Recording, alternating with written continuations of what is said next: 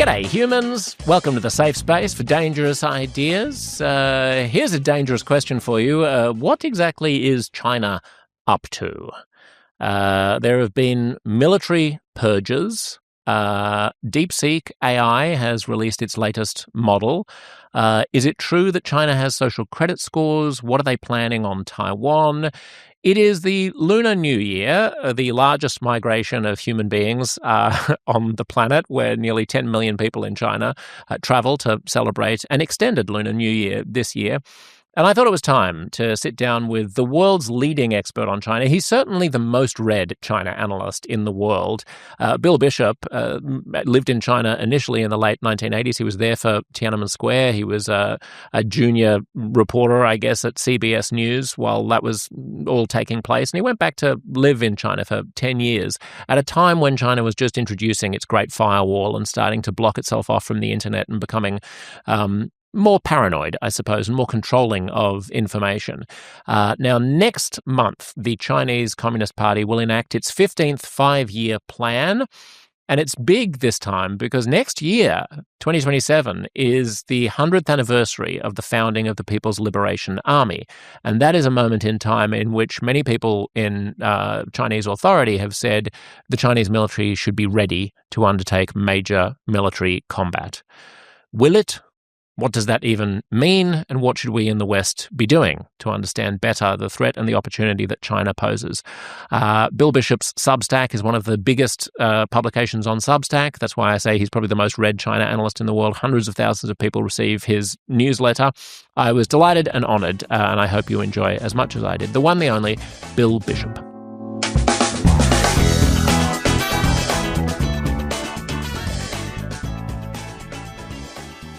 We were going to chat last year, I was hoping, while I was on my Zets Live World Tour, which was great fun.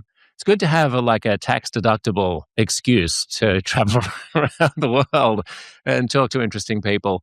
How are you, Bill? And where is your head at in this crazy? There's a lot of news coming out of America at the moment, and I always like to check in with people about. Well, thank you. I'm doing well. I'm sorry I missed your World Tour last. I think it was last fall, right? No problem. Yeah, but that was in the summer. It was a big success, and I think actually I was in Italy when you were here. I mean, where do we begin with the news? Right now, China's on holiday. Today is the first day of the new year, the year of the horse. So happy year of the horse to everyone who celebrates. Indeed. And on this side of the world, it is. In your side of the world, it's still yesterday. We're still waiting to eat dumplings. I'm having dumplings as soon as this podcast is over. Excellent. Very good. Are you going to get a little red envelope with money? I'm too old for that. I got to give those out. Although our kids are at college, so they'll be getting Apple Cash that doesn't actually support a red envelope, but they'll just be getting numbers.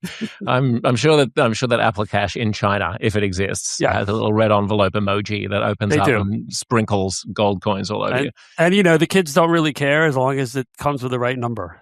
Yes, exactly. Fortunately, I have 8-year-olds, so that number could be 50 cents. Or 20 cents. You said, so you have twins? It sounds big. Yeah. Oh, so do I. So do we. Oh, great. How old are yours? We have 2 girls. They will be 20 in 3 weeks. Crazy. Wow. It's like eight is a great future. 8 is a great age. Are boys or girls?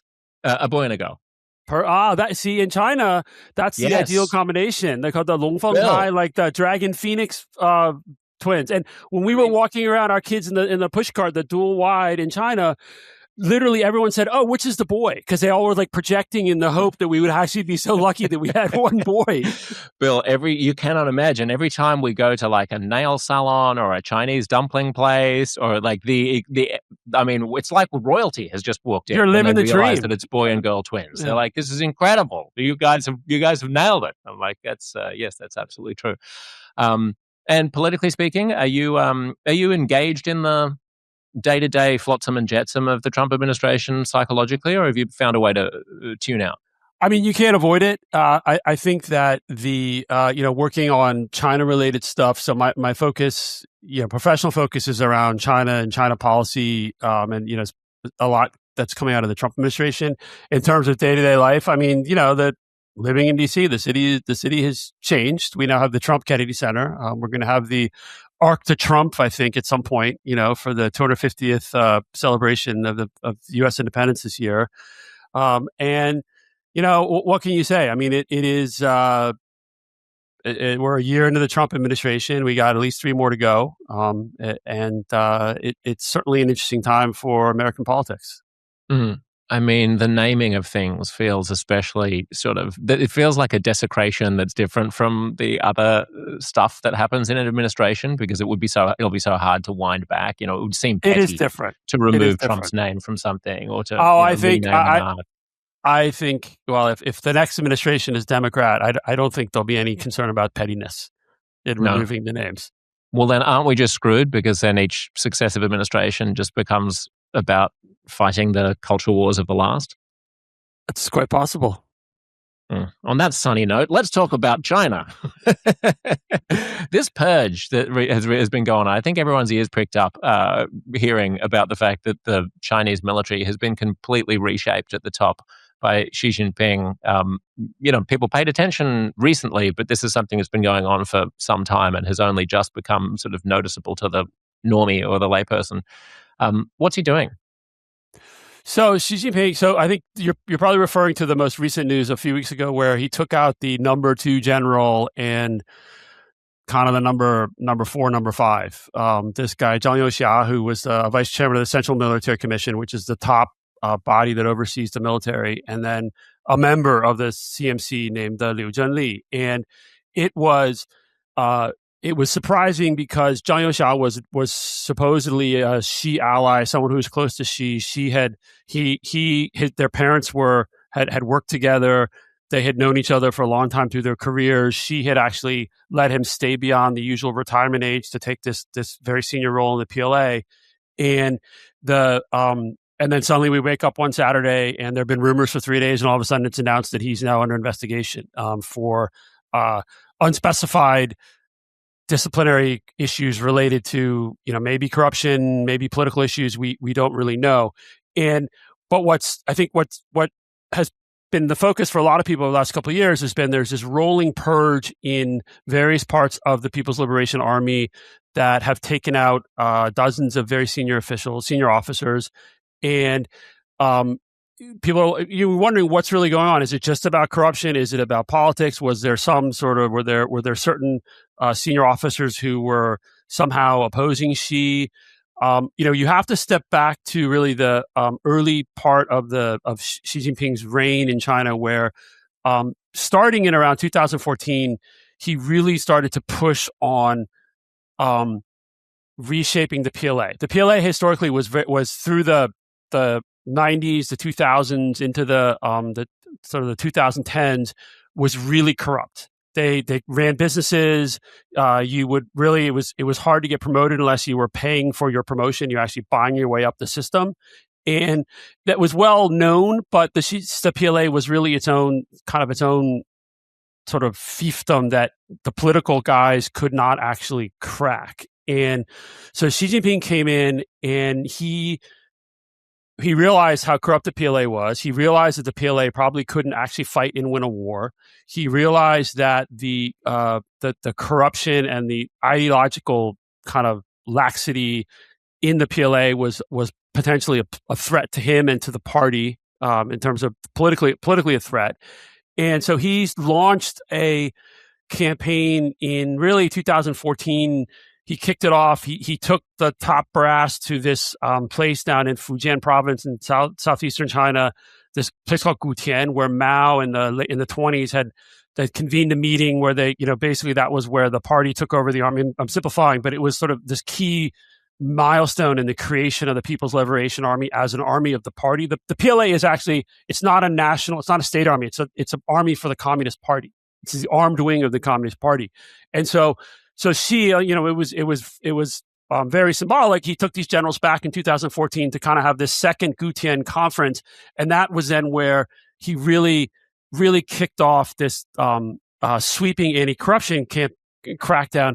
But at the same time, what he was trying to do was reshape the military and push through reforms, force structure reforms that his predecessors had tried and had failed at doing. And he actually has been successful in reshaping the PLA and changing the structure of the PLA, modernizing it. And then he's had these rolling corruption crackdowns for now. We're in the 12th, 13th year, so to speak. It has accelerated over the last couple of years. And so the question, and the problem is it really is a black box. And so we don't actually know, is it solely about corruption? Is it about some sort of political opposition? Is it about, we just don't actually know. What we do know, what we can see is that so far Xi Jinping is still in charge. Xi Jinping is still able to take out the number 2, number 4, and the number 4 and other generals in the PLA, and life goes on, business goes on as normal.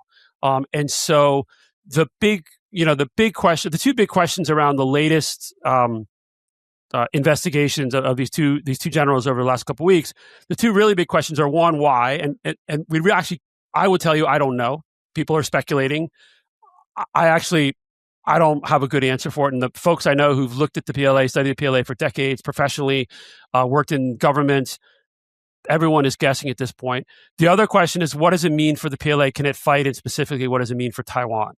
And, there was an initial reaction, oh, this is good news for Taiwan. He's decapitating all these generals. There's no way the force can actually fight.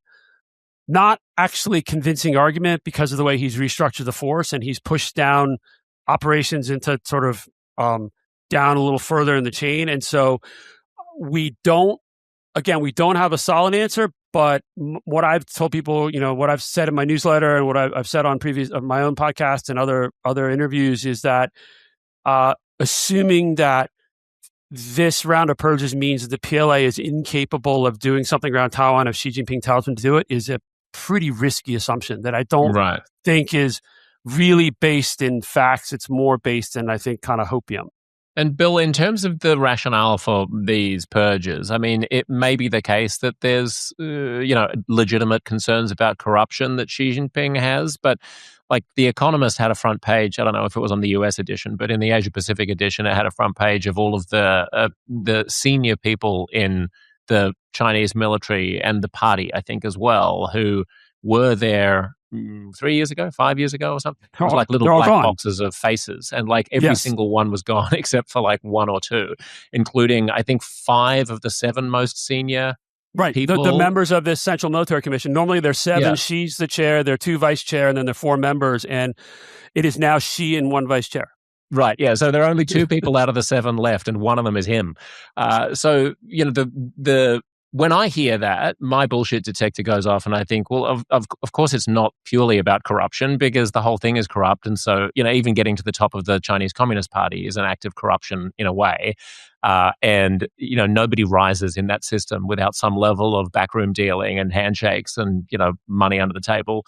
Therefore, he's probably getting rid of people who he feels might be threats and consolidating his power. Is that a naive Westerner's no, I mean that's one of the hypotheses, and it's possible. It's possible. It's a mixture. The thing is he's 14 years into his 13 and a half years into being general secretary and being chairman of the Central Military Commission. He's consolidated his power. Tashi. Sorry, my dog. I love hearing a dog or a baby in the background. So since we can't get babies because your kids are 20, this is Tashi. No, he is. I think there are a couple of things going on. One is that, again, it's certainly possible that there was something going on more political that he sort of identified as some kind of a threat. There's also the fact that, again, through the 2010s, through into the early part, at least, of his reign as general secretary and chairman of the Central Military Commission, you couldn't have been a general effectively without being corrupt. And so he, I think, has also perhaps realized that he needed to decapitate several generations of the PLA to get to younger, more professional generals. One of the things that supports the idea that certainly there's a big element of this is corruption, is he's also taken out, or the system has taken out the heads of most of the military industrial-based companies, most of the defense contractors, several of the sort of the military-related research institutes. All of their heads have been taken out, and so that would lead to there's and they've obviously China's been on this massive arms buildup, spending huge amounts of money on building up high tech weapons, and so I think it's reasonable to guess that there probably has been some graft. What's interesting about China, right, is even when it's corrupt, the stuff usually still works. They just take 10, 20% and it works. Whereas other countries, right, you take 80, 100% and it doesn't get delivered.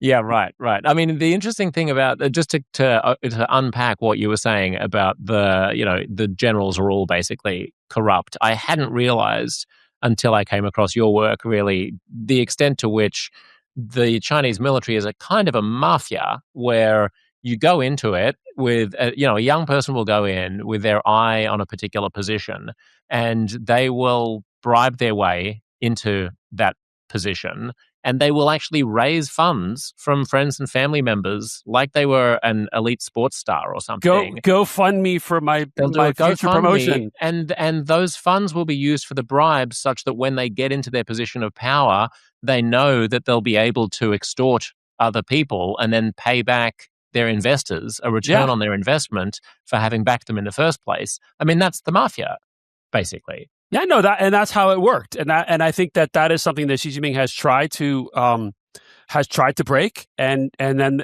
we don't know how successful he has been. Clearly, he found something repeatedly with these people that made him uncomfortable.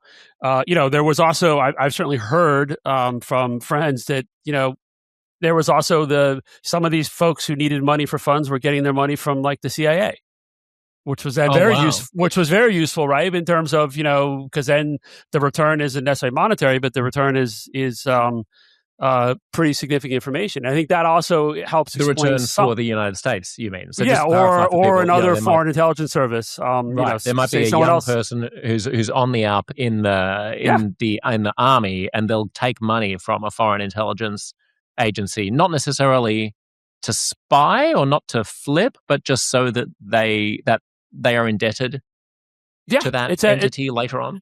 That is what I've heard, and again, I think that if you see, there has been a significant crackdown on sort of a counter-espionage crackdown over the years, and even in the military, and I think some of that is also because they found some pretty disturbing stuff that was going on. Right. What is the Chinese political system at the moment? Can you just put some color on the cartoon cutout that many people have of, well, it's an authoritarian communist democracy, but you look at it and it's not very communist, and it's hard to understand exactly what to make of how politics and the economy intertwine. If you were explaining China to someone who'd never heard of the place, how would you say it's ruled? It is a one-party authoritarian system that refers to itself as communist, says it is a Marxist-Leninist system. It puts a lot of effort into justifying or explaining how they are still Marxist and how they're evolving Marxism, what they call sinifying or cynicizing Marxism with Chinese characteristics. It is very much has a very heavy state-driven component to the economy. They still do 5-year plans. The 15th 5-year plan is going to be released in about 3 weeks, which is not a plan where they say we're going to make 436 million screws, but it's a plan that identifies the key areas where they want to focus, where they want to develop the society and the economy over the next 5 years. Very, big focus on high tech now, but also on certain areas of social reforms and sort of improving the social welfare net for people. So overall, though, I mean, they will. If you say they're not communists, they'll be on it. They call themselves communists, right? So, that they have to say that because if they can't, they're the Chinese, the Communist Party of China, right? Of course. It has a flavor of capitalism to it, but again, it's very much a state influenced kind of capitalism, and but it's also, even though you say it's authoritarian and Xi Jinping is he a dictator? I think there was a hubbub a couple of years ago about whether or not Xi Jinping's a dictator.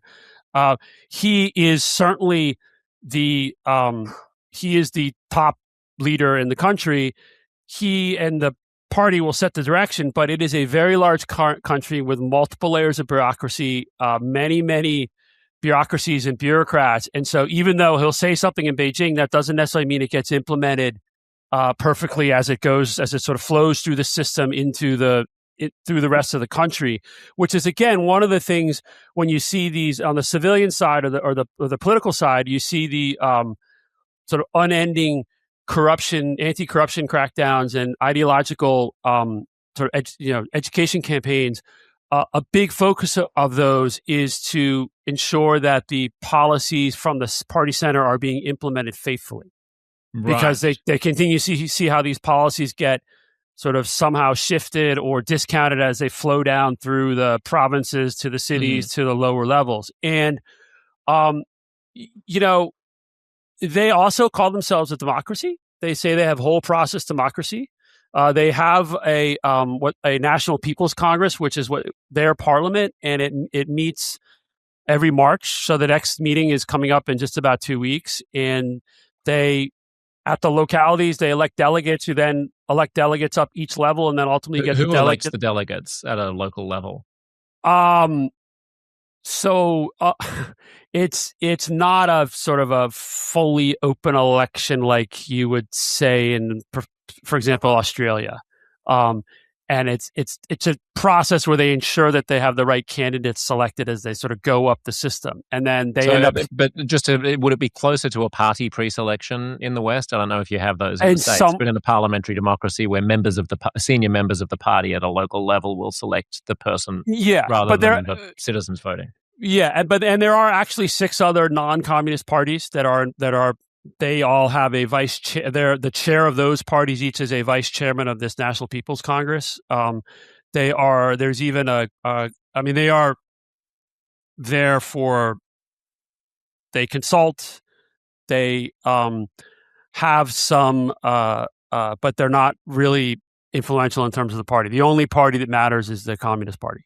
Right. And as you were saying, Beijing is a long way from the Western provinces. So it's a long game of telephone from something that Xi Jinping says to it being implemented on the ground. So it's not a totalitarian system in that way where there's total authority from the top, but it's probably an authoritarian one or a dictatorial one in the sense that there's only one party, and the party controls the army, and the party controls the police. And controls the police, and controls security services. And, the technology does help. And so, it's not North Korea. But the technology has allowed for much better surveillance coverage than in years past, and that doesn't just apply to normal citizens. That also applies to party members, right? To enforce discipline, to enforce ideological discipline, as well as policy discipline, as well as corruption. I mean, one of the things they talk about that the party body that investigates bad behaving cadres is they talk a lot about how they're now increasingly using big data and AI to discover who's been corrupt. What could possibly go wrong? I mean, that sounds so innocuous, right? Yeah. I'm sure the big data tells them who's corrupt, and I'm sure the big data tells them lots of other things that can be interpreted as corruption. And gives them the wrong answer about someone who shouldn't be known as corrupt, and then that gets deleted. Exactly, that's right. And it's just in terms of economic freedom, the economic freedom of people, like under Marxism, under true Marxism, the way that Karl Marx would recognize it, if I want to set up a shop that sells, banana pancakes, I can't do that because there's no private property, so I wouldn't own bananas, and I wouldn't be able to keep the sale of the bananas. Everything is produced for everybody, from each according to his ability, to each according to his need. That's never been implemented in practice. But if I'm in a Chinese village and I want to set up a banana pancake shop and keep the profits, can I? And if so, how?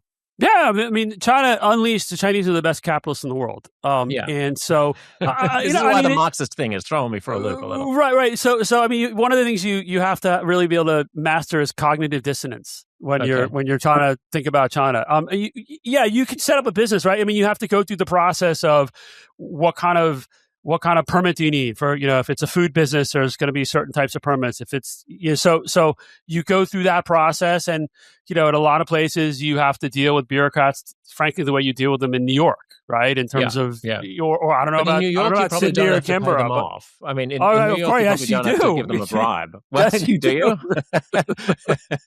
I lived in New York for 12 years, but I fortunately I never set up a banana shop. You never set up a bar or a club or something. No, bribed by a Department of Health. So no, that is allowed. I mean, the private property is you can buy real estate.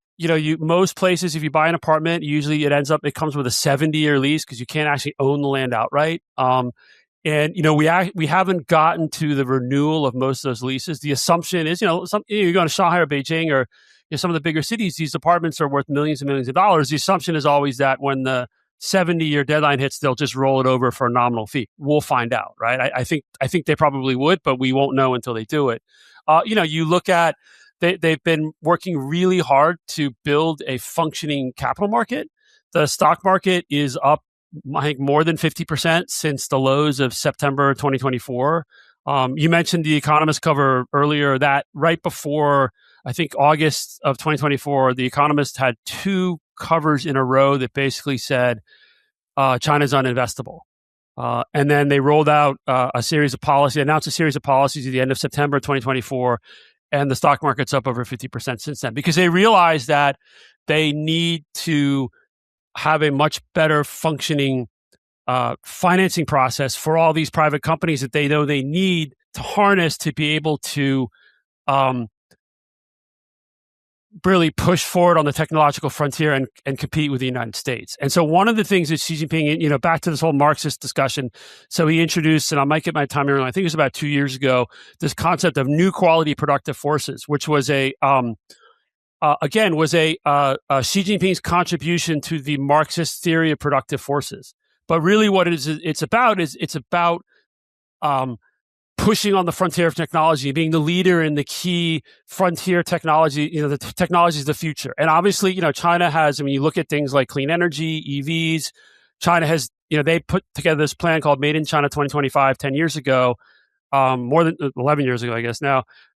They hit most of those, not all of them, but they did a really good job. And so this ties back to they do have this 5-year planning cycle. The next one is about to come out. What we've seen so far and what's announced, there's a heavy focus on these frontier areas of technology. And so, the stock market is one of the best performing in the world in the last 18 months. Mm. So yeah, they're communists, they're Marxists, but hey, their stock market's booming. So you tell me. They're not communists and they're not Marxists. You can call a cat a pig, but it's a cat. What was it? In fact, cat reminds me of was it Mao who said the black cat? Dong, as long as it catches a mouse. Right. Yeah, as long as it catches a mouse, who cares what you call it?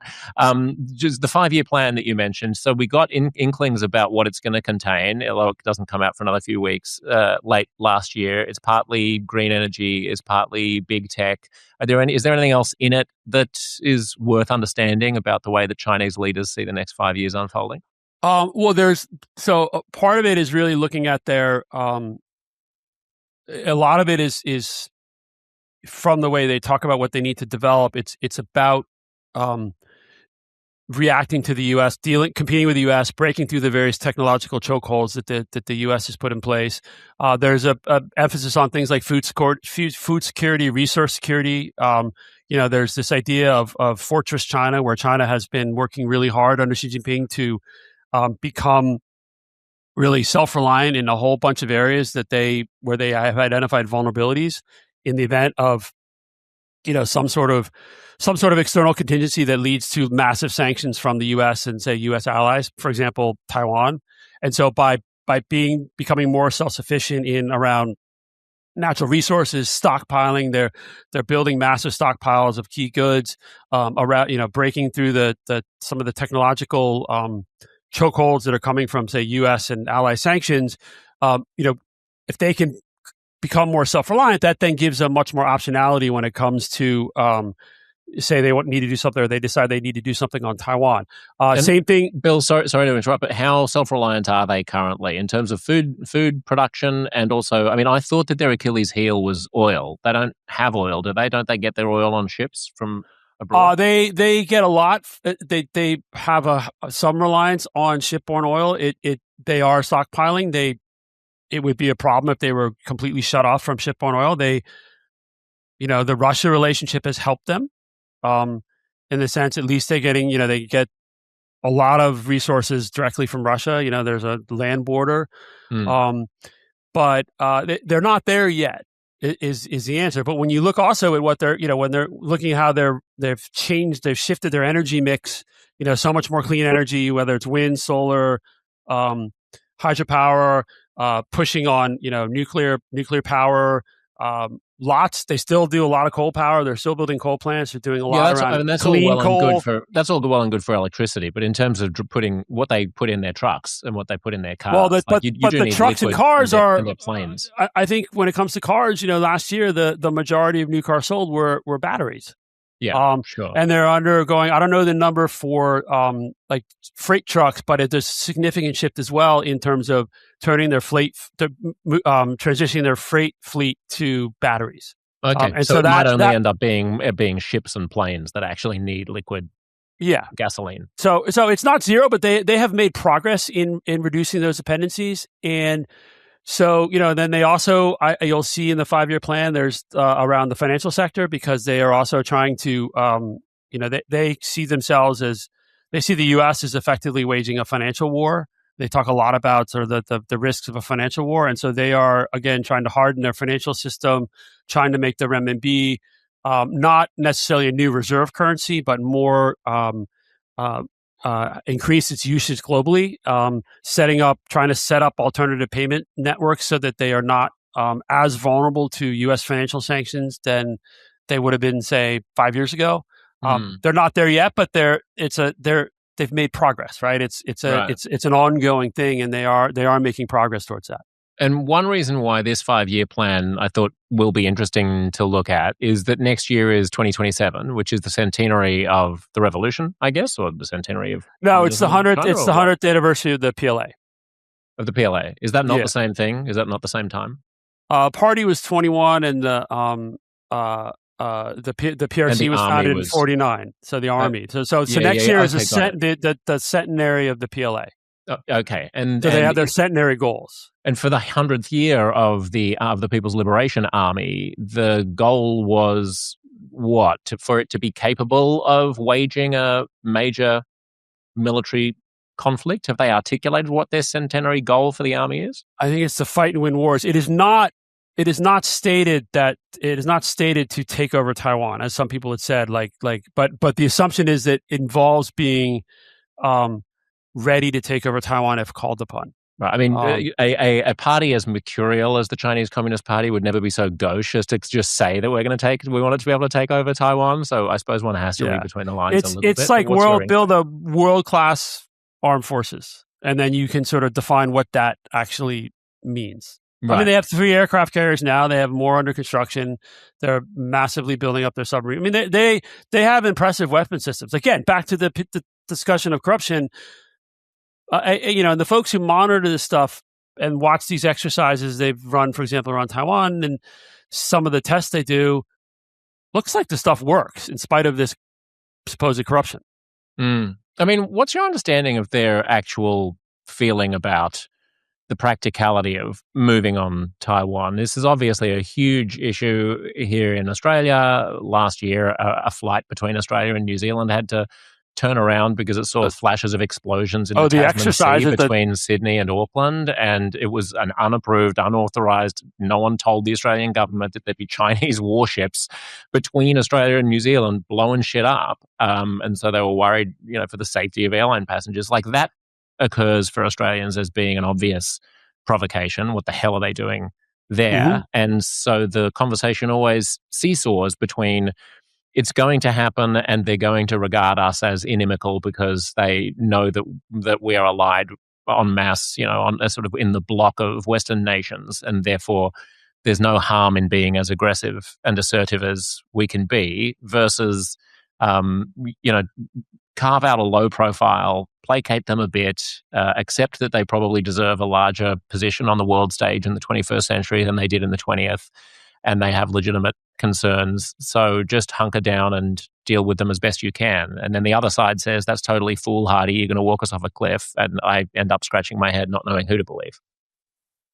That sounds, I mean, I'm not that familiar with Australian politics, although that sounds like a fair summary. I think when you... Which one? Do you mean the conundrum is intractable, or that one side seems to have a greater hold on the truth? I think there's no question that China deserves a larger role in the region and in the world economy. I mean, how look at how they've grown. right? The challenge is what kind of China, right? A China that is trying to better integrate into the existing order and looks like it has more peaceful intentions, or a China that is basically, taking, aggressively taking what the Philippines say is their territory in the South China Sea, is, now going nuts over Japan, and the foreign minister is at the Munich Security Conference talking about how Japan is like militarism is coming back and they want to make Taiwan a colony again. I mean, just kind of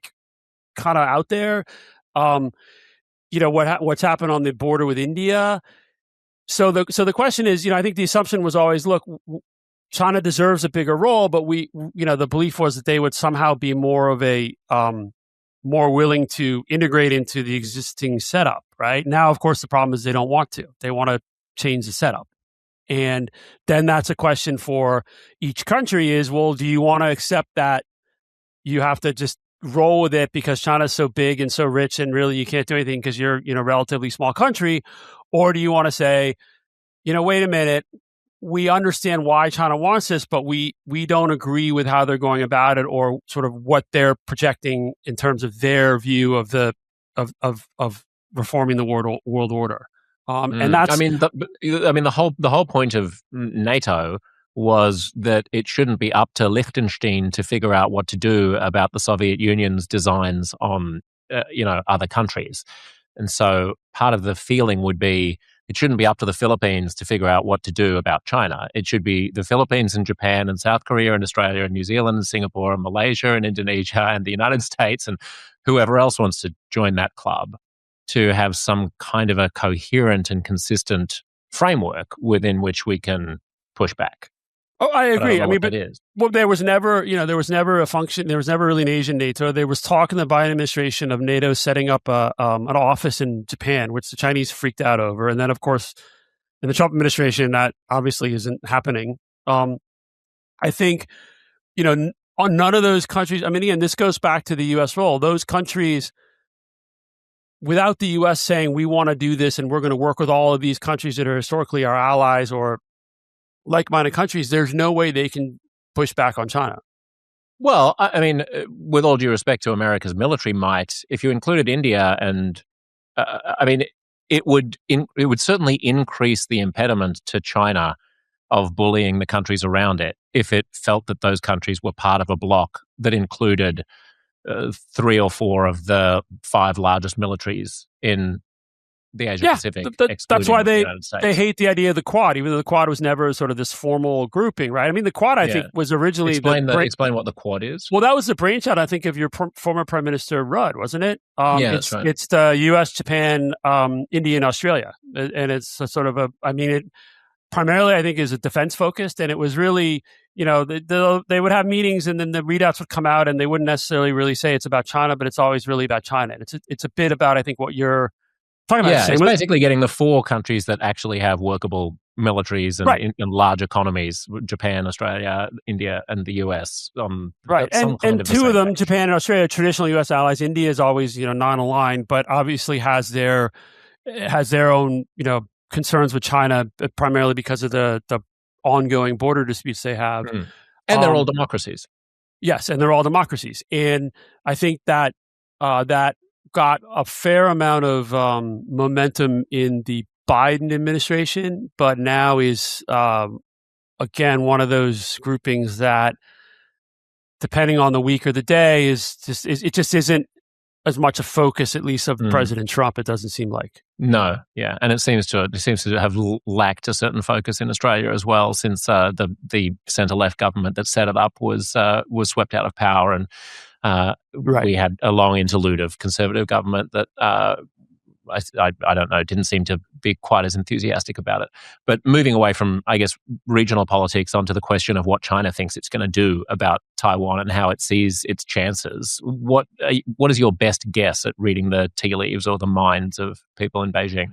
So, I mean, I think the Chinese would view having to take some sort of kinetic action, like say an invasion, as actually a political failure. They have invested a lot in political work, trying to find, work with. It's primarily the KMT, the Kuomintang, which was their opponent in the Civil War and then Chiang Kai-shek went to Taiwan, and when the PRC was set up in 1949, then Taiwan was the Republic of China when they've been set up for a while, but then Taiwan was the Republic of China. They right now the KMT is the president is from this Democratic Progressive Party, which has historically been more pro-independence. But the KMT with a coalition partner controls the legislature. And so from Beijing's perspective, even though they don't like the current president, they didn't like his predecessor, Tsai Ing-wen, who was there for 8 years, also from this DPP party.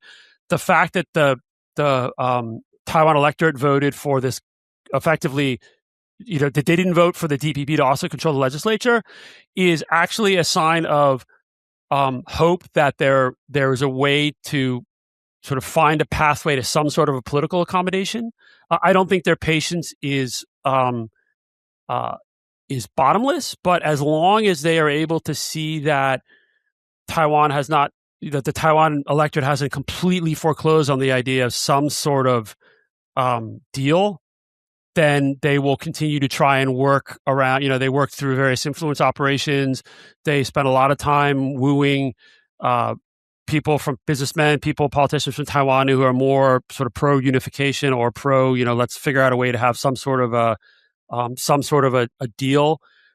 It is, and so that is at this point, I think the best hope is that Beijing still sees some pathway towards a political solution. Because if it is the best hope, it may be the best hope for China to achieve its outcomes, and it may be the best hope to avoid a war. But is it the best hope for a Taiwanese person who wants to remain outside of the control of the Chinese Communist Party? That's a great question, and I was going to but I agree with you. And so I think from the challenge for Taiwan is just that it is a small place, and it would if China really wants to move on Taiwan, it will be devastating, and it will not be like Ukraine, because one of the things the Chinese have been exercising, the PLA has been running these exercises, or some U.S. military officials call them rehearsals, is effectively encircling the island and blocking any resupply routes. And so I think, the best outcome is really the status quo. Find a way to just continue to push this off, kick the can down the road as long as possible. Let Taiwan be Taiwan. Taiwan is a flourishing democracy. Taiwan is very important economically, very important technologically. But I think if you're looking at the question of sort of what is Beijing's calculus, back to my point, I think the best case scenario is they still believe that there is a pathway, or a hope that there's a pathway towards some sort of a political accommodation, so they don't have to pull the trigger. The flip side, right? And what I think you certainly, and even though there's like the latest, the U.S., the Trump administration national security strategy, the national defense strategy that came out over the last 6 weeks or so, there's some commentary, they're backing off on Taiwan. If you read like the national security strategy, there's language around sort of the first island chain, which includes Taiwan.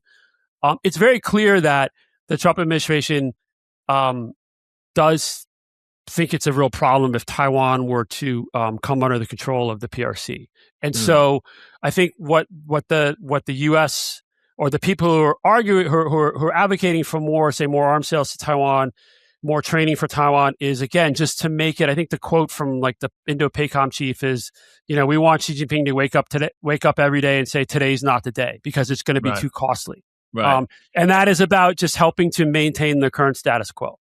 And when we talk about a deal, like the idea is that they'd be able to do a deal. Is that a deal the likes of which the people of Hong Kong have been able to enjoy of late? That's I used to the issue. Go to Hong Kong, and I had a lot of friends there, and it is a shell. I was there last year, and it's a shell of its former self. That's the thing, right? Is so there was this idea of this one country, two systems. That's what Hong Kong got. The idea was maybe Taiwan could get it. The crackdown in Hong Kong has again, just anyone paying attention in Taiwan can't possibly imagine that there could be a one country, two systems deal that the Chinese side would live up to. And so what I think, and just flesh that out for people who aren't in Hong Kong's backyard as I am, and aren't Hong Kong files. What did China do basically after reunification with Hong Kong? When they took it back, they said you'll continue your system for 50 years around sort of freedom of speech, freedom of press. And then there was a series of protests, and the big ones were in 2019. And then they passed this national security law, and they cracked down on, it's now the press and the freedom of speech environment is better than the PRC, but a lot closer to what it is on the mainland than it was before. And now it's there are elections, but they're very much only people qualified can run, and the party qualifies those people, and they have to be patriots. And so it's a very much a handpicked group of legislators. And so I would just add to people who haven't been there lately that as a consequence of the feeling that you can now be hustled off the street for some offense against the pieties of the Communist Party that you weren't even aware necessarily that you were guilty of, or for liaising with somebody who you didn't know was a persona non grata in the eyes of the party. As a result, a lot of the best and brightest people have just left Hong Kong because people don't want to live under thought police. And I think that does as much to corrode the country as anything else. Right. And the people in Taiwan are very much aware of that. And so I think that my view is I don't see how there is a political deal, but we want Beijing to hope there could be one. Yeah, got it. Big data, you mentioned. You hear sometimes in the West talk about how, I don't know, COVID-19 was all of the lockdowns were a way of kind of implementing a Chinese-style social credit score where everybody gets scored according to how good they are as citizens, and you only get a loan if you have pledged fealty to the state. Right. And they're bringing big data into everything. I never quite know what to make of those claims. That's over. How are they using data, and what is the the social credit system as it exists and as it is used is really primarily around building sort of trusts for primarily economic transactions. So corporations, people. So for example, you can be blacklisted if you owe someone money and you're not paying, and then you're not allowed to, say, leave the country. You're not allowed to stay in certain types of hotels. You're not allowed to take the high-speed rail. It's not before you can enter this place, we're going to check Bill's social credit score. Did he sort of read the 16 she quotes today, and therefore he gets a 10, and so he can go buy this thing? And that is not where it is. Right. What you saw though with the health codes during COVID, right, was basically people, they had the massive testing regime. Everyone had to leave your apartment building or go to certain places. You had to show that you had a green code. And then they would, based on if someone in one of your contacts, or was known to be one of your contacts, or someone in your sort of residential area, or someone where you've been in a shopping mall and then someone else in a shopping mall tested positive, then your code might turn red, and then you were restricted from movement. And we had exactly the same thing in Australia and New Zealand. You did? Basically, yeah. I mean, we had contact tracing, and if you were a close contact of, so if you turned out to be a close contact, you would get a call from the Department of Health, and they'd say, "Don't leave your house for X number of days. You're now under." And if you didn't, would you be hauled off to a quarantine camp? No, you would. In practice, you probably wouldn't get caught, and if you were caught, you would be fined. But nonetheless, the principle remained that there was a robust system of contact. I think the U.S. tried it, but they weren't particularly competent at it. You couldn't. I mean, yes. This is God bless the U.S. I love the place, but it is a chaotic and unmanageable place at times. So this system was used really around COVID, but it became a big deal after the sort of COVID ended and the lockdowns, their whole dynamic zero COVID approach, where they would lock down whole, cities or residential areas, and then they would actually haul off people and put them in these quarantine camps. Mm-hmm. They got rid of all that suddenly, right? Basically woke up and, said, we're not doing it anymore.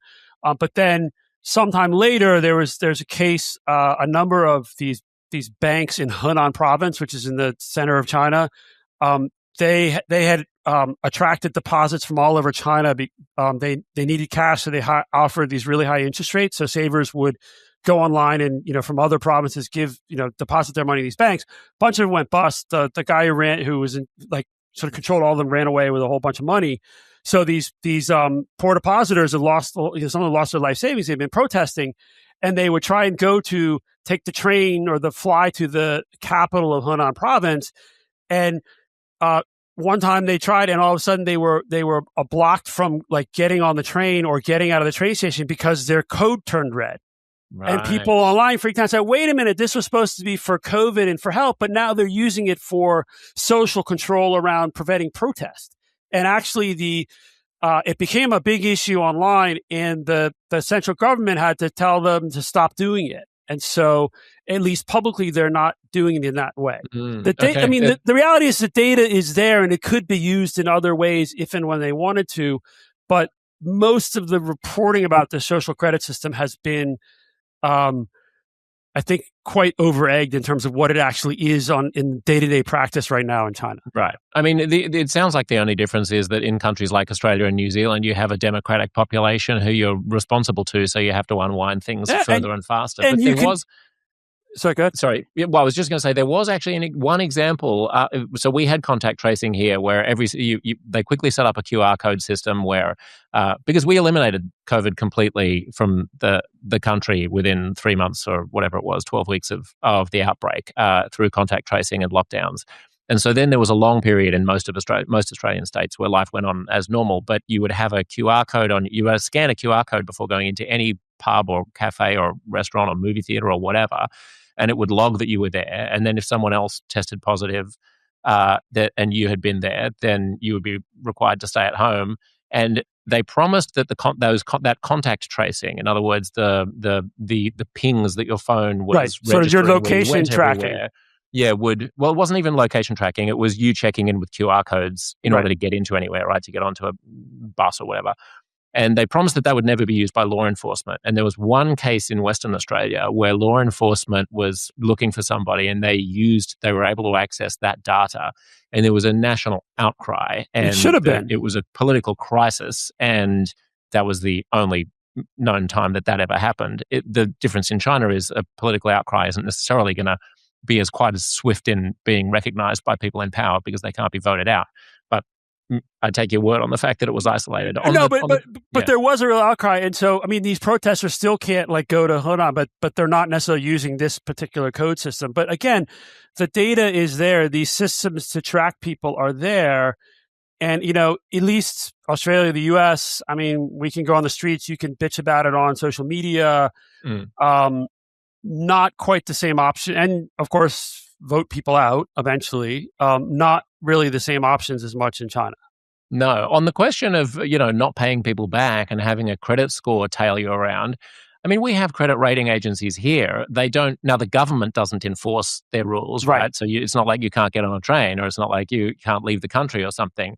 But of course, in the United States, if you take out a bunch of credit cards and you don't pay them back, then your life is going to be dramatically impeded in all kinds of ways in terms of being able to open bank accounts and get loans and buy a home or rent an apartment. There's a logic. There's a logic to the system. One of the problems has been that once you got put on the social credit blacklist, it was really hard to get off. They've actually announced a process, reforms to that process to make it easier for people to, their mistakes are made, right? But also people, you pay your money back, whatever. So now they're building a process, which is actually really important because China doesn't have really the kind of bankruptcy laws or systems that we have in the US, or I assume Australia has.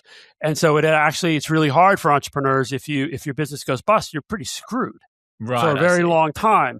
And so they're actually trying, I think the policymakers understand, on the one hand, they want to make sure that people are, they're not just completely running away from their debts. But on the other hand, they want to start building the pathways so that people can try and be an entrepreneur, try and build businesses, and understanding that, yes, you might fail. And then if you fail, you can actually rebuild your life and repair your credit over time. Because otherwise, it really suppresses a lot of economic activity. Just going back to the kicking the can down the road day by day on Chinese aggression towards Taiwan and hoping that the Chinese premier is just going to wake up every morning and say, not today.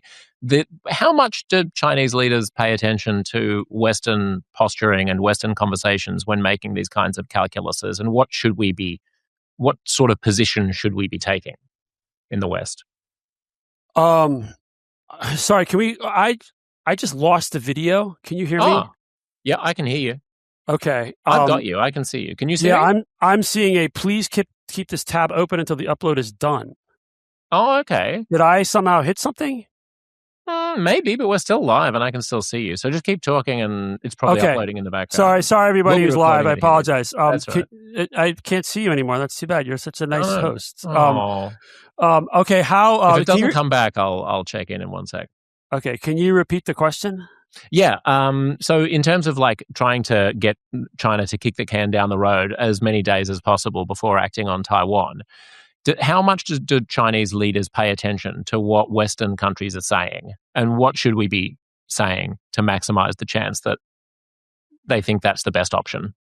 Kicking the can down the road rather than taking action. They pay a lot of attention. I mean, they pay a lot of attention to what the U.S. says and what the U.S. does. That's why, in the U.S., for example, the Trump administration announced $11 billion arms sales package to Taiwan in December, and they got very upset. There's the Trump administration, the Financial Times reported it. Other people talked about it. The Trump administration is preparing another big package. Chinese got wind of it, have threatened to cancel the April summit. They want they don't want Taiwan to be able to improve its military. They don't want foreign countries, especially the U.S. or Japan, which we can talk about, or Australia, giving support or even rhetorical support because they want Taiwan. The Taiwan polity to think that resistance is futile, that there is no help coming. And again, so that then ultimately they have to figure out what kind of deal they're willing to accept to be able, to from the Chinese perspective, for Taiwan to be, quote, reunified, even though in Taiwan they'd say, well, we were never part of it. So it's not reunification. And Bill, if it puts your mind at ease, I've opened the live stream and you're still looking good. Okay, yeah, I'm good. I was operator on my part. And then the other thing, right, is so the Chinese have there's this UN General Assembly resolution from the 70s called UN 2758, which was where the PRC took over the Republic of China, Taiwan's UN seat, and the PRC has launched this very forceful campaign to get countries around the world to agree that UN 2758 also says that Taiwan is a part of China, even though it doesn't. And what that is about is making sure that, that Beijing is trying to make sure that almost as many countries as possible around the world agree fully that Taiwan is an internal matter, so that if Beijing has to do something, say using force around Taiwan, no one will get involved because it's their own business. It's not an international incident. Right. It's right. And so any countries that would talk about talk about Taiwan as any independent or give them any sort of treatment that looks like they're treating Taiwan as a state, Beijing has to have a very forceful response, usually rhetorical, but then also will break out bits of their economic coercion toolbox. We're not going to buy this for some period of time. I mean, you guys in Australia got smacked over the 14 demands. I don't think they're about Taiwan, but you all know, you're all familiar with the economic coercion toolbox. Right? Yeah. I mean, I think that was over COVID because I think our prime minister at the time made some sort of called for an independent investigation into the origins of COVID. An independent investigation into the which would be a fine thing to do. But if you're going to do that, then call up the US and the UK and France and Germany and Japan and South Korea and get on the same page and say, hey, what's the shrewdest way to do this? You don't just bluster up to a press conference and just mouth off and then suffer the consequences of China finding some pretext to ban all Australian beef and Australian wheat for the next 3 years or whatever. But they didn't ban what they really needed. They didn't really ban iron ore, right? No, exactly. They only banned the stuff that wouldn't hurt them and would hurt us. Although it didn't hurt us massively because we have enough customers that we can pile our goods onto. And that's what's interesting is most countries who've been subject to this economic coercion have actually been able to find other markets. Yeah, I mean, it just helps other people it encourages them to diversify. It reminds me a little bit of the way that the Trump administration is shooting itself in the foot with tariffs, which is, all it does is just encourage all of your allies to go, okay, well, we're not going to rely on you anymore, so we'll find other ways of doing business. Canada's looking at, Yes, that would be a fair summation of what's going on, I think, as an American. Yeah. I mean, I'm just reminded when you talk about like the language around Taiwan and how sensitive they are and how hypersensitive we can be about pandering to their sensitivities.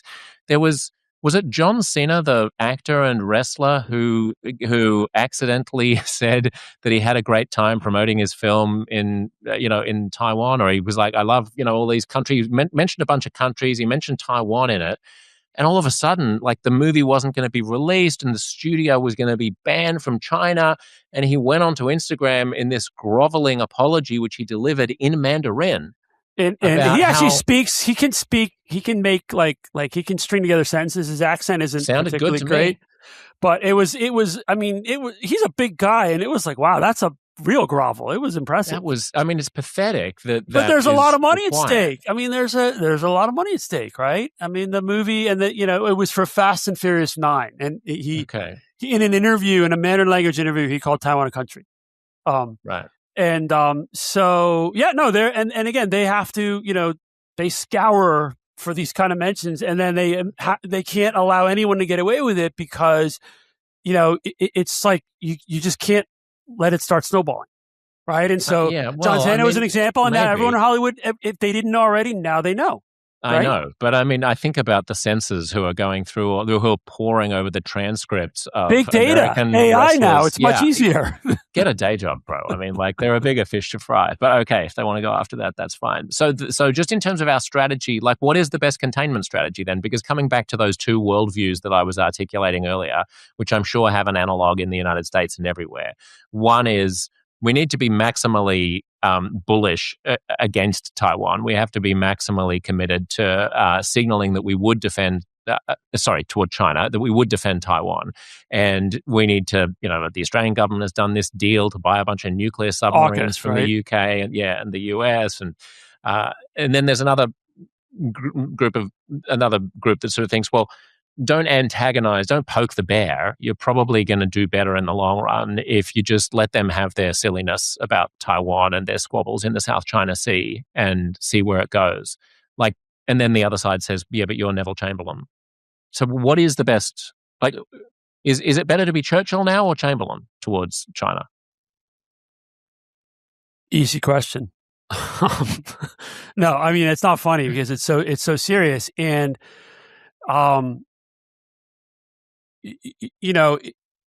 I think for people, one of the things I don't think gets talked about enough about is, well, if, for example, you want to be Churchill, what costs are you willing to bear?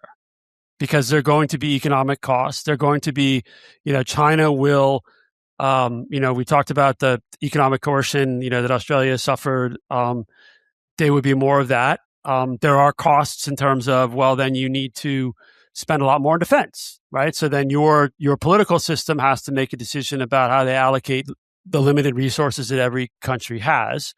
A lot of it, though, I think, and certainly where the Trump administration is coming back to, it seems to be pushing even harder on Taiwan to do more for its own defense. But I'll be honest, I don't have a good answer because, you have, I don't think a Chinese official has said it yet, but you've certainly had some of these sort of propaganda mouthpieces. There's this one guy, Victor Gao, who works at this Chinese think tank, who's sort of a foreign, like a barbarian handler. He always talks on media. He's thinks threatened. He said if, Australia gets involved, there'll be within range of, PRC nuclear missiles.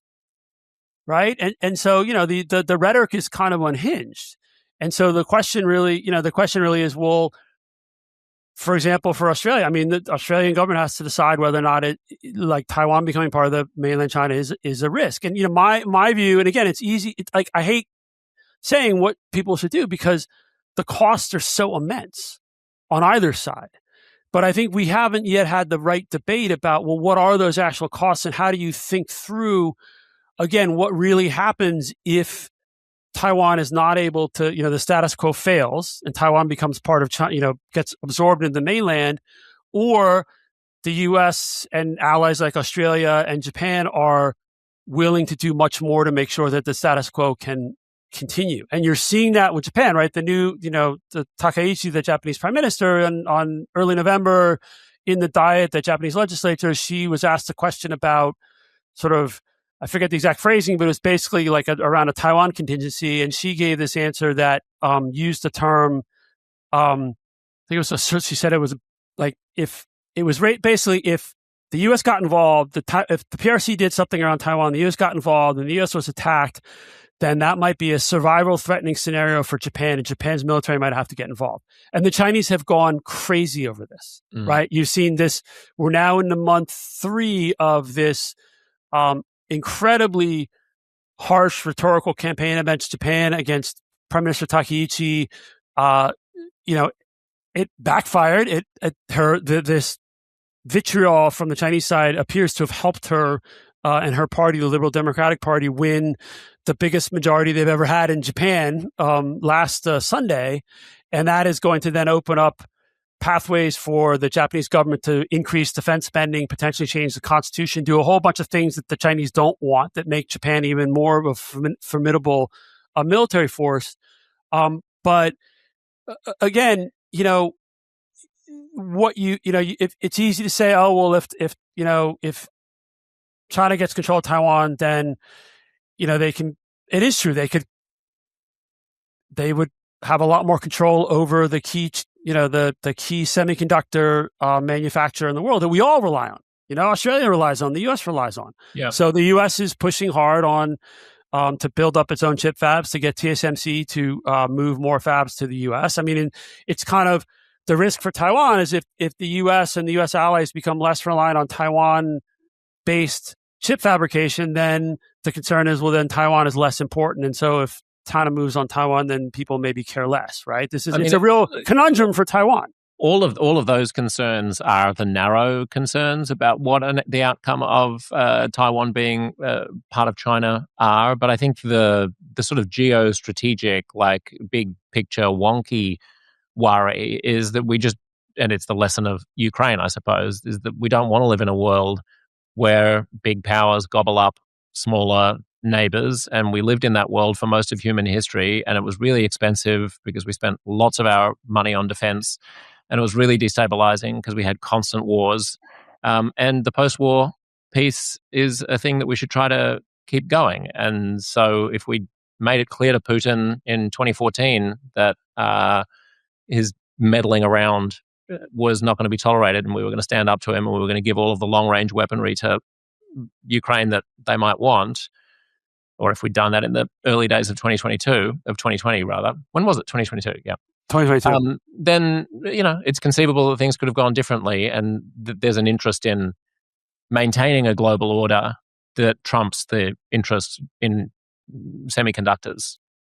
So I think that is the thinking, isn't it? Like, try to take a policy now that is going to make it least likely that the confrontation is going to have to happen by making it crystal clear that we're willing to go to create a world war in order to defend the post-war order. That is the thinking, but a world war is a nuclear world war, right? I mean, this is the problem. You look at how, which is why presumably the Chinese wouldn't do it. Is the thinking? It's like a mutually assured destruction logic, isn't it? You would hope, but I wouldn't certainly say I could guarantee that.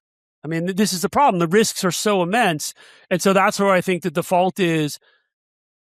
People talk about this porcupine strategy for Taiwan. Basically, give them the kind of weapons that would make it so costly for the PLA to try, and because they have to cross, like on almost 100-mile wide strait, and that often has rough seas. It's not an easy thing for them to do. It's actually quite hard and could be quite devastating for the PLA. And if the PLA weren't actually successful, it would probably bring down the Communist Party, right? Which again is their number one goal is to remain in power. And so the thinking, and again, this thinking has been, and that certainly seems what it's coming out of, like the U.S. national defense strategy, is just make sure that Taiwan is able to defend itself. And Taiwan spent a long time underinvesting in its defense, spent a long time, thinking that this wouldn't ever really happen because the world had changed and they were integrating with the mainland on economics. And, it just, so they're behind. And then I think one of the risks is if they really start moving much faster and building up their defenses and look like they actually could have a very good chance at, say, repelling an invasion if it were to come, or some sort of a blockade around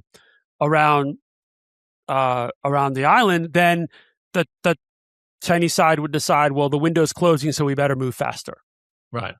So no, it is a horror. I mean, it is the honestly, we should all wake up every day and hoping the status quo prevails, because it is a horribly risky problem where the risks are existential. Yes. And just on the military question of like China, if China's war games where they surround Taiwan and blockade it and starve out the Taiwanese, is it your understanding that we don't have the military capability to just blow those warships out of the water? Well, I mean, if we say the U.S. starts attacking their warships, if the PLA hasn't already launched preemptive strikes on, say, Guam or some of the U.S. bases in Japan to disable those capabilities, they will then. And so it's not a scenario any of us should want to have happen. Yeah. Okay, let's talk about, I'm also interested, before we wrap, in your time in China. And you were there for a decade at an interesting time when the Great Firewall came in and when freedoms were I first went in 1989. I was a student in 1989. So that was my first experience in the spring of 1989 in Beijing. Tell me about 1989 in Beijing, and then fast forward to the 2010s. So 1989 in Beijing, I was a student at Peking University, and that was, my Chinese wasn't very good, but our cohort happened to come upon the protests that started in the third week of April, after this one leader had died, and then that spiraled into what became the occupation of Tiananmen Square, and then the crackdown on June 3rd and June 4th. And then I stayed until June 20th. I was working as a translator fixer for CBS News for that whole time. So I slept several nights on Tiananmen Square, and wow. Where were you on the 3rd and 4th of June? On the 3rd and 4th, I was actually up at Peking University. And then afterwards, I then moved down to the Beijing hotel. So if you remember the photo of the guy, the tank man, right? So that was one of the photos was taken from a couple rooms down from where we were, the CBS camera crew. But I was a 19-year-old kid, a junior in college, and I was clueless. And so my job when I was in the hotel was to take the big, the old brick-sized Motorola mobile phones. You remember those? You may be too young, but they were like, literally the size of a brick. I've seen them in. Oh yeah, you see them in museums, right? And whenever we heard gunfire, my job was to call the radio desk in New York and say roll tape, and then crawl out on the balcony and hold the phone off to pick up the gunfire sounds. Wow. And then, what did you make of that, of the 3rd and 4th? Were you aware at the time that you were seeing something? Yeah, no, because we were getting reports there. It was a horrible tragedy, and we were getting reports of, because there were CBS camera crews out in the city, and they were certainly getting reports of, what was happening, and video from morgue, the sort of all the dead bodies, and it was awful. And then. It's just one of those great tragedies, and there's still people will say there's an argument that it had to happen, and you hope people say that in Beijing, but there are a lot of people in Beijing who lived through that who given the chance would want to make that right, because it was a very it was just a very awful and traumatizing event. But, now 37 years later, one thing is we're probably not likely to see it ever happen again, because the system, the party, and the security services have been extremely focused ever since on making sure it could never happen again. Right. Not to mention the fact that instead of having gigantic brick telephones, everyone has a cell phone in their pocket. Right, but they're also much easier. But there are lots of protests all the time in China. They tend to be small scale. They have a lot of practice in making sure that the protests don't spread geographically, and they're also very good at making sure, like, if there's a protest somewhere, they can turn off the internet, they can turn off the cell service. That stuff still filters out, but the technology works both ways. And so how good is the firewall? You were there, you were blogging in 2005, 2012. I was right? there. I mean, 2015. I was there. I lived in Beijing. I also lived there from 91 to 93, and then I lived there from 2005 to 2015. And no, by the time we left, it was, the firewall was pretty good. It was porous. You had the right VPN, you could get through. It was slower, but it would work. They were able to. Sorry, when you got there in 2005 and your blog started becoming successful, that was without a firewall, right? Was the internet open in? There were lots of sites. There were lots of sites that were unblocked. There were still sites that were blocked, but it was really the dawn of social media, and so a lot of things you could still access because they hadn't really focused on them as potential sources of political risk or instability. But then over time, they realized, they had to build this filter system, and so they spent a lot of money perfecting, and they're still working on it, the Great Firewall. They have the ability to shut it off. I mean, you would see during some of the big events in Beijing, like during a party congress, where they would suddenly no longer tolerate certain VPNs, right? They would work for a while, and then all of a sudden the party congress happens and none of the VPNs would work. And then the party, or they would work, but they'd only work for a little while and they'd cut off, and then you'd have to do all this crazy stuff to get reconnected. And then the party congress would end, and then they'd sort of loosen up again, because I think they also realized they can't be North Korea. They can't just shut it off completely. They just want to increase the friction to the point that most people don't actually bother. Right. Technically, using a VPN is illegal, and they have arrested people, and every few months or so, it seems like they make an example of somebody for scaling the wall, as they call it, funchang, using like a VPN or a proxy to go to the rest of the world internet and visit sites that they're not supposed to be on. And how do they articulate the morality of prosecuting somebody for seeking information? It's a violation of the law. They are, getting harmful information. It's not really a moral question. If from the perspective of how they present it, it's not really about morality. But they must enjoy some kind of a broader public sentiment that the laws are founded on something that's necessary and aren't just paranoid, arbitrary, capricious, Communist Party nonsense. Or do people think that way? I would have assumed that someone who uses a VPN and is arrested for it earns the scorn of their peers, and that their peers probably think that was a bad thing to do as well as just an illegal thing to do. I think it's more they just think the guy was unlucky to get caught. Okay. but in terms of rule of law, I mean, under Xi Jinping especially, the party has put a huge amount of effort into building out a much more robust body of laws, and so they will tell you China is a country that is under the they call it the really rule by law, and so average citizens are subject to lots of laws. The party, though, sits above the rule of law. And so the party has its own sort of disciplinary regulatory system. Got it.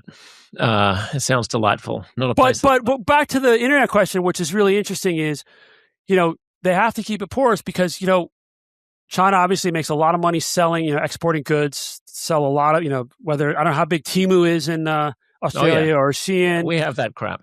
Yeah. So, but you look at Facebook, you look at Google or Meta and Alphabet. I mean, they are making billions and billions of dollars a year from Chinese companies who are selling goods to the rest of the world, advertising on their platform. So these companies have to be able to access the rest of the world internet, right? And so they can't just shut it off completely.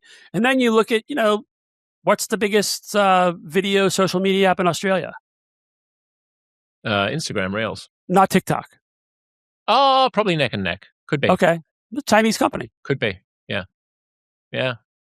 I mean, in terms of free speech and the firewall and what you can say online, in 2012 when the firewall came in and you had been blogging publicly about the, well, power structures in China, did you then feel like it was becoming increasingly dangerous to be able to speak freely in China? I know you shifted over to doing a newsletter instead of a blog. Was that in order to? So I primarily wrote in English, and I didn't push anything inside China for those reasons, right? It was really more for an external audience. I had a blog, and the reason I became a newsletter is because a friend of mine who was had a massive following on Weibo, a Chinese friend, one day, this was during that whole the downfall of Bo Xilai, whose wife murdered this British guy, and they're both in jail, and this person pointed to my blog on their Weibo saying, this is a great source of what's going on. And then within 3 hours, I was blocked. Right.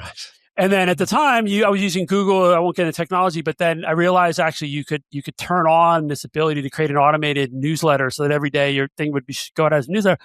That's where I started my newsletter, thanks to the Great Firewall. And why did you leave in 2015? I've been there for 10 years. I'm not Chinese. Our kids were, had finished third grade. They were at a Chinese school. The education was great, but you could start seeing how the education, there's sort of the political elements started coming in.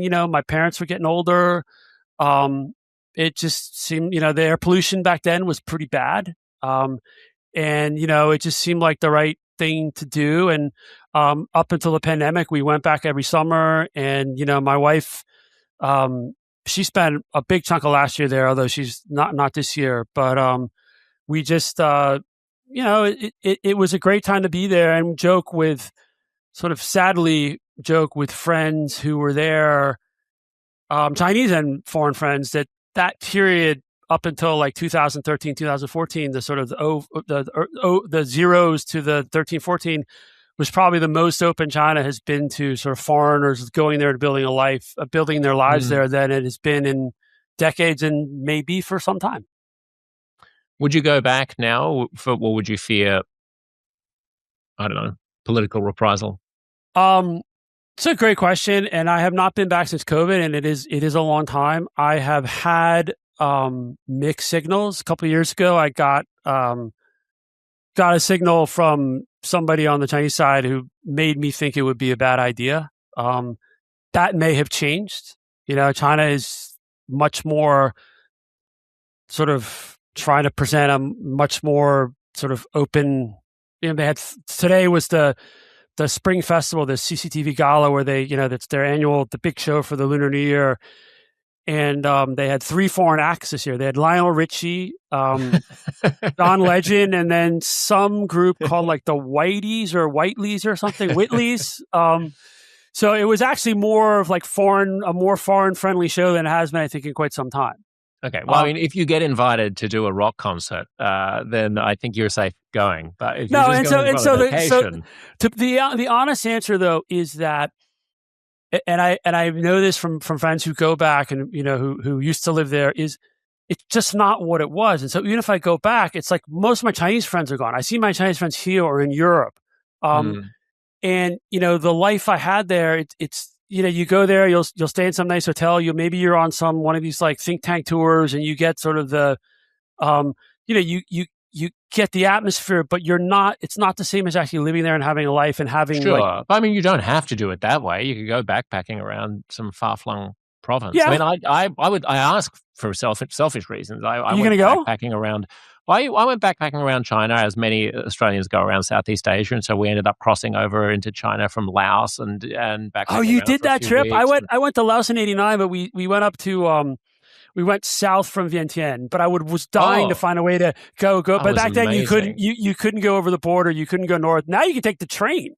Yeah. Well, I would love to take that train. We came back into Vietnam by train. We took we just sort of hitchhiked on little informal buses. What year was this? Basically, this was early 2000s. Good for you.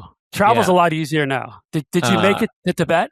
It was no, we didn't go that far. We went up we ended up in Jinghong, and we went to Kunming, and I went on a couple of trips. We got an overnight train down into Vietnam, into Hanoi. Anyway, I went a couple of times and thought nothing of it. Now, I've worked at the Australian Public Broadcaster, which is not beloved by the CCP, and I've done tens of thousands of hours of commentary about all kinds of things. And I'm sure in my time I've said things that would not please the authorities. And it would probably be fine. I'd love to go back and visit.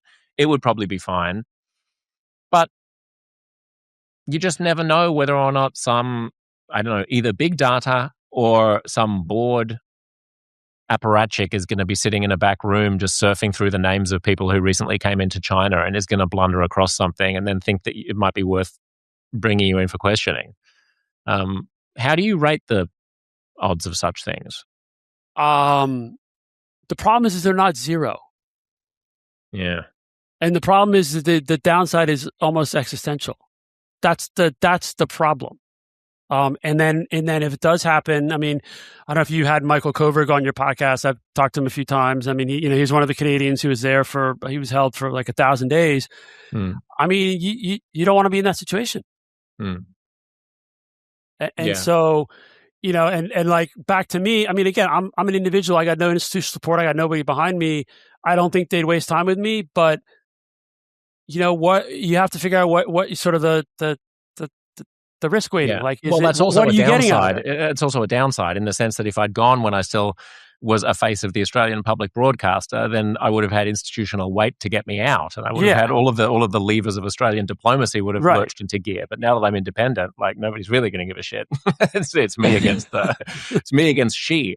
The last thing I just wanted to touch on was AI and technology and whether or not, I mean, I guess broadly speaking, let's just wrap it up with like the question of, is China going to eat our lunch, or are they going to slowly atrophy and we're all going to be okay over the course of the 21st century?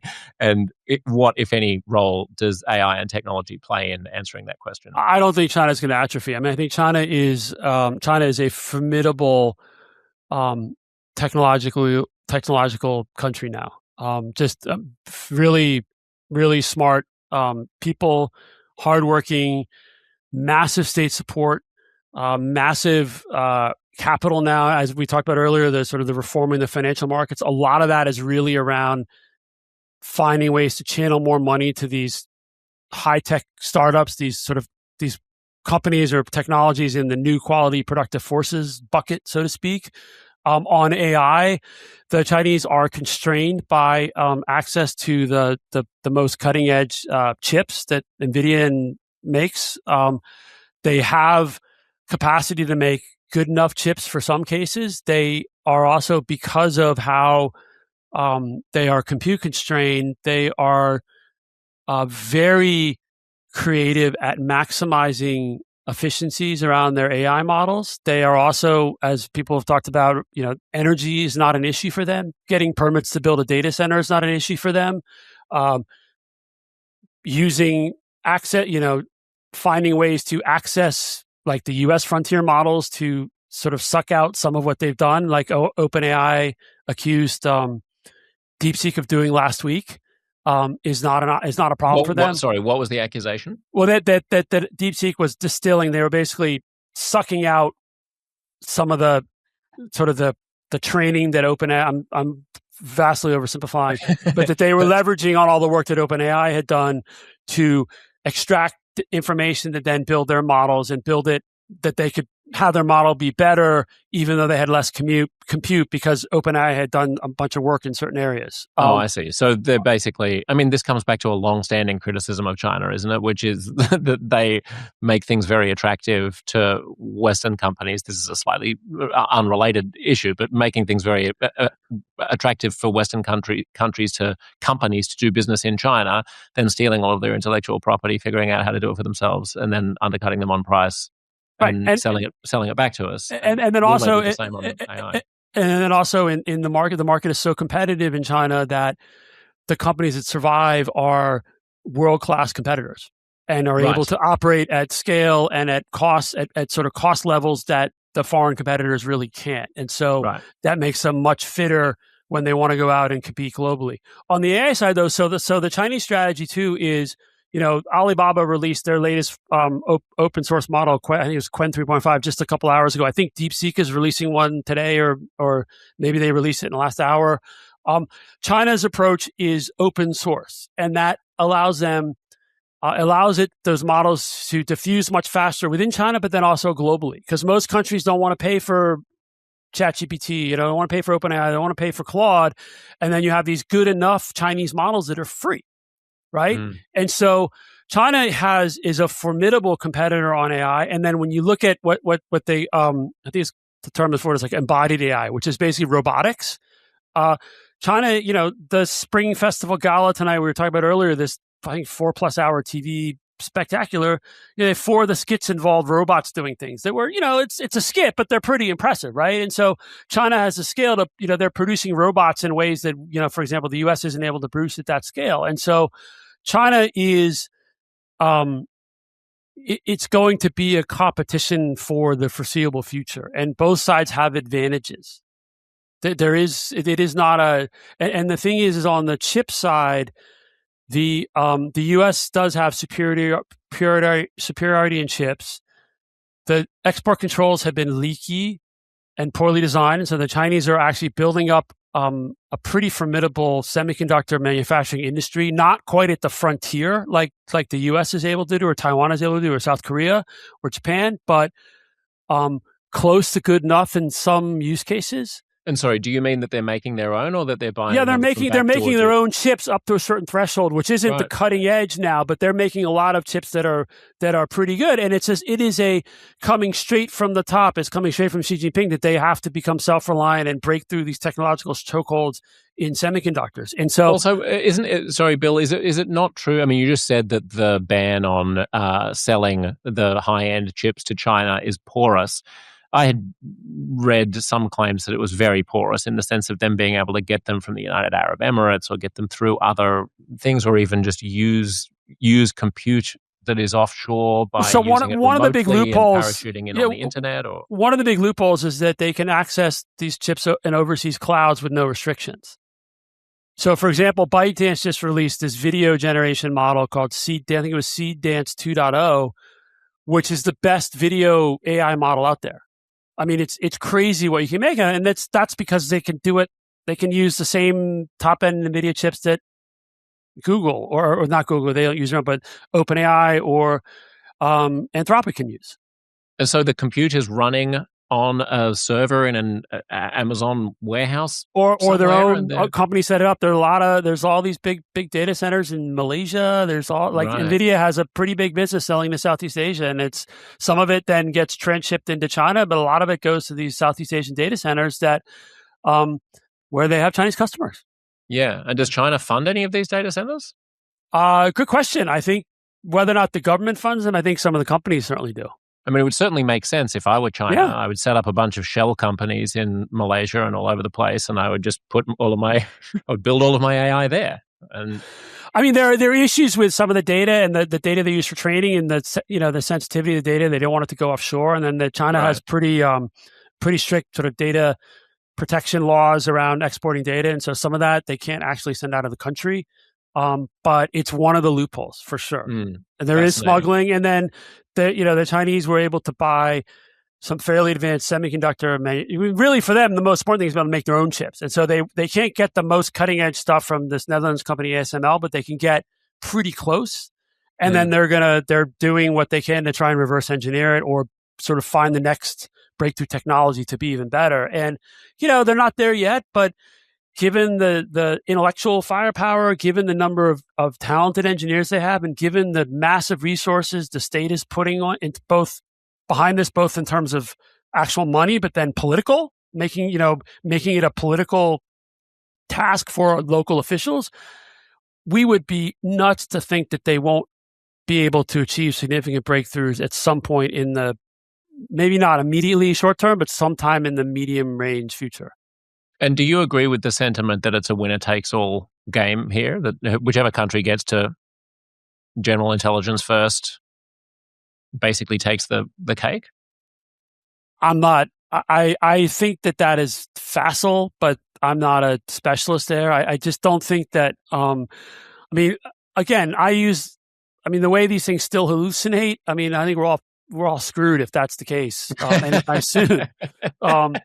No, honestly, and again, this is where the Chinese are more practical, because this is one of the things where the U.S. the U.S. big labs all are focused on this, like the holy grail of like artificial general intelligence. The Chinese are like, let's make our factories smarter with AI. Let's make robots that have, embodied AI. Let's do all these things where let's put AI into the medical system so we can, because China has, they have so many people and they have limited medical resources. And so, so technology is a wonderful gift for them to help improve medical care for their citizens.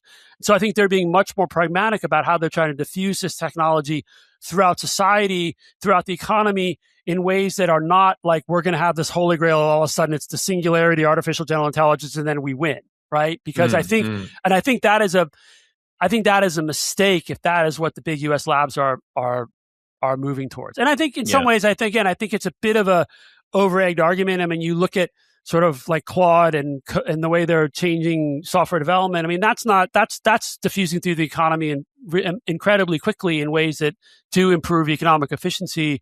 That isn't necessarily, here's the machine god, right? Yes. Although it's getting close. If you talk to did you read the Matt Schumer article that went viral last week? I don't know if this has come across your radar or not, but we all gotta. So next year we don't even have a podcast. We just write some prompts and we'll have another conversation, right? I'll have you back on long after we're dead, and it'll just be a couple of avatars having a hopefully more insightful conversation than the one that we just had. Bill, it's I mean, if AGI comes true, it's going to be even better than the great conversation. But what accent we'll have? We'll have an Australian accent, a Kiwi accent, an American accent, a French accent. Bill, have you ever seen any? I don't know if you they probably didn't exist when your kids were young, but there are children's shows now that seem to be made by either AI or by Russian like bot farms or something, because they're just rinky-dink. In fact, some of them are even animated movies. They might just be very, very, very bad animated movies, and some of them get a theatrical release, but you can tell that within the first 5 seconds that this is not a Pixar film. This is very, very, very bad. And my kids were watching something on TV the other day, and it's ostensibly American because the characters have American accents. They're all little animals. And along comes one character who is obviously Robert Irwin, Steve Irwin's son. Yeah, right. Yeah, he's got the Australian bushman's hat with crocodile teeth in it and everything. And he's got a whip, and he's wearing an Australian outfit. And he opens his mouth and he starts speaking in a thick, southern US drawl. Like he's a cowboy. And I was like, okay, that's my first hint. This is not made in America or Australia, because I don't know who thinks that this character is supposed to have a Texan accent. And did your kids understand that was off too?